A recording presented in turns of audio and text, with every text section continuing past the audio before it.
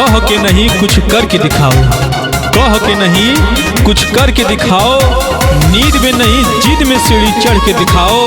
इतिहास में भी नाम लिखा जाएगा सीमा परदेसी, बाबा भीमराव अंबेडकर जैसा बनकर तो दिखाओ। सांसद में भइल बवाल हो, आंखें कैले सभे लाल लाल हो।